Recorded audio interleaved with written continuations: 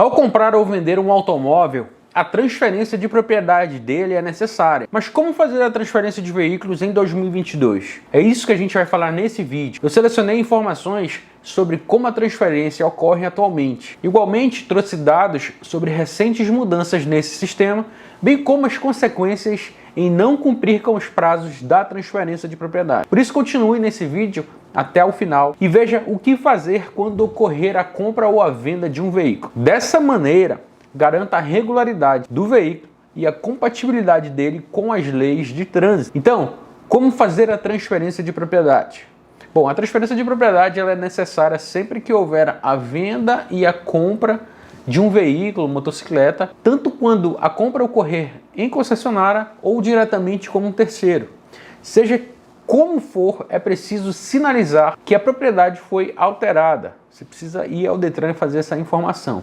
E por que precisa fazer isso? Porque a pessoa que vai estar dirigindo um veículo em seu nome, ela pode cometer algum crime, algum acidente, fugir, pode cometer algumas multas e os pontos vão para sua carteira. Imagina essa pessoa não pagar o licenciamento anual. E sabe o que acontece? Que se você não pagar, o Estado emite uma dívida ativa e vai para a Procuradoria Geral. E aí você vai protestar o seu nome. Então, se você vendeu ou comprou, exige a transferência de propriedade de imediato. Em 2021, teve os novos procedimentos para transferência. Entrou em vigor uma resolução do CONTRAN que ela determina uma série de questões importantes para os proprietários de veículos, inclusive em relação à transferência de veículo. Foi criada a autorização para a transferência de propriedade de veículos em meio digital, que é ATPV. É um documento gerado pelo órgão de trânsito em que o antigo e o novo proprietário, respectivamente vendedor e comprador, declaram estar de acordo com a transferência de propriedade do veículo, nos termos das informações constantes no documento, responsabilizando-se pela veracidade das informações ali declaradas.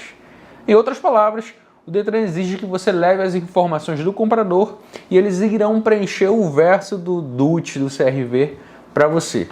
Em alguns estados é possível fazer de forma online. Outros, como o Amazonas, precisa gerar uma taxa, pagar, levar os documentos ao Detran para poder ser feita essa ATPV, como RG, CPF, comprovante de residência, contrato social, se for alguma empresa, e informar os valores da venda, o valor da venda e os e-mails. Sobre aquele DUT verdinho, ainda continua valendo, normalmente.